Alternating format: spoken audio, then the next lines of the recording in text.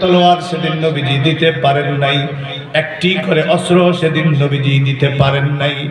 কয়েকজনে মিলে একটা তলোয়ার, কয়েকজনে মিলে একটা অস্ত্র, এইভাবে 313 জন যখন আল্লাহর উপরে ভরসা করে নারে তাকবীরের ধ্বনি দিয়ে ময়দানে অবতীর্ণ হয়েছে, সমস্ত কাফের মুশরিকেরা রণে ভঙ্গ দিয়ে পালাতে বাধ্য হয়েছিল। এটা কিসের শক্তির কারণে? আরো জোরে বলুন, কিসের শক্তির কারণে? ঈমানী শক্তি। এটা এমন একটা শক্তি, আজকেও যদি বাংলাদেশের মুসলমানেরা, আজকেও যদি দুনিয়ার মুসলমানেরা এই ঈমানী শক্তিটা আবার সঞ্চার করে, ঈমানী শক্তিতে যদি আবার শক্তিমান হতে পারে, খোদার কসম করে বলি, আজও দুনিয়ার 200 কোটি মুসলমান গোটা পৃথিবীর নেতৃত্ব দিতে পারে।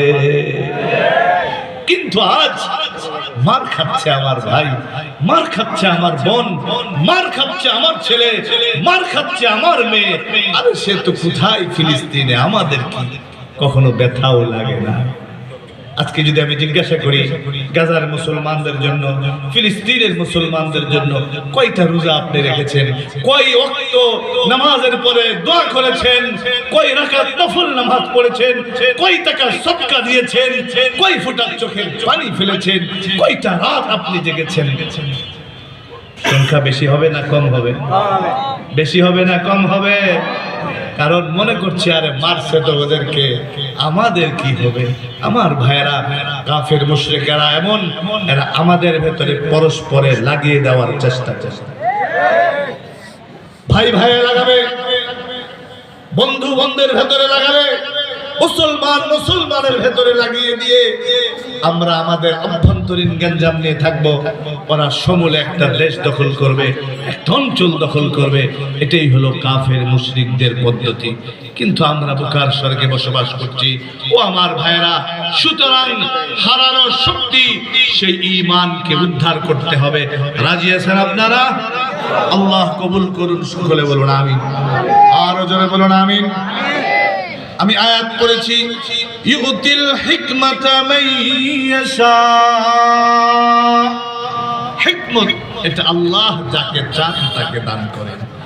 এই বুদ্ধি, এই জ্ঞান যাকে আল্লাহ চান তাকে দান করেন। এটা ইচ্ছা করলে আপনি কামাই করতে পারবেন না, ইচ্ছা করলে আপনি কিনতে পারবেন না, আমদানি রপ্তানি করতে পারবেন না, দোকানে দোকানে মার্কেটে মার্কেটে ঘুরলে পাবেন না। এটা কার দান? আল্লাহ।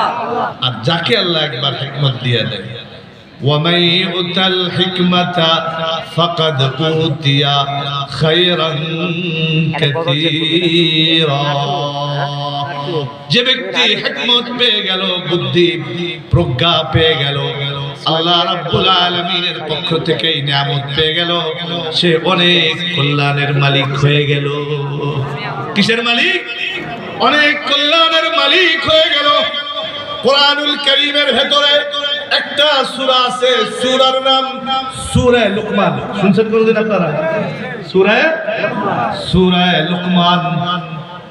এটা এমন একজন ব্যক্তি যিনি অনেক বড় একজন বুজুর্গ ছিলেন, অনেক বড় একজন ব্যক্তিত্ব, শখসিয়ত ছিলেন। ছোট্ট লুকমান, তিনি হিকমত শিখেছেন। ওনাকে হাকিম বলা হয়, লুকমান হাকিম। আমাদের নিচরও কিছু কবিরাজ আছে না নাই? হাকিম কয় না? উনি কি সেই হাকিম? ঢাকা শহরের কবিরাজ, উনি কি সেই হাকিম? না না না, উনি অনেক বড় জ্ঞানী মানুষ। ছোট্টবেলা থেকে ওনাকে আল্লাহ জ্ঞান দিয়েছেন।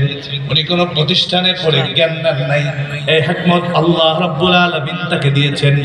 বাদশার দরবারে বসা এক ব্যক্তি এসে বাদশাকে বলে, স্যার একটা হাদিয়া আনছি, একটা উপঢৌকন আনছি, আপনার জন্য একটা গিফট আনছি, একটা ফল আনছি।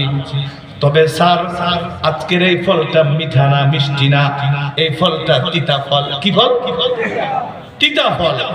এটা যদিও খাইতে স্বাদ লাগবে না, তবে এটার উপকারিতা অনেক বেশি। অর্থাৎ যারা ডায়াবেটিসের রোগী, এই তিতা তাদের জন্য কি বড় উপকারী। কাচ্চা ঠিক আছে, ভাগ করো। মন্ত্রী পরিষদের সদস্যবৃন্দ বসা, ছোট্ট লুকমান হাকিমও বসা। বাদশা বলল, সর্বপ্রথম বাচ্চার হাতে দাও। আর এটাই ইসলামের শিক্ষা। যদিও এটা ইসলামের আগের ঘটনা, কিন্তু ইসলামের শিক্ষা এটাই।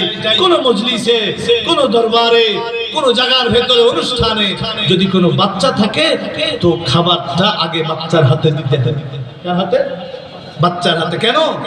বাচ্চা ইন্তজার করতে পারে না, বাচ্চা অপেক্ষা করতে পারে না। আপনি চাওয়ার আগে সে হাতটা পেতে ফেলতে পারে। এজন্য ইন্তজার, অপেক্ষা করার আগেই তাকে দাও। বাচ্চা লোকমানের হাতে ফলটা আগে দিয়েছে। এখন এই তিতা ফল লোকমান মুখে দেয়। মুখে দেওয়ার পরে এবার পর্যায়ক্রমে সিনিয়র মন্ত্রী যারা, সচিব যারা, তাদের হাতে দিয়েছে। প্রত্যেক মন্ত্রী, প্রত্যেক সিনিয়র পার্সন ব্যক্তিরা এই ফলটা মুখে দেয় আর ওয়াক ওয়াক থু থু করে ফেলে দেয়। কি করে ফেলে? থু থু। আর এত তিতা, এটা খাওয়া যায় নাকি? ওয়াক ওয়াক করে ফেলে দেয়, থু থু করে ফেলে দেয়। সকলে ফেলে দেওয়ার পরে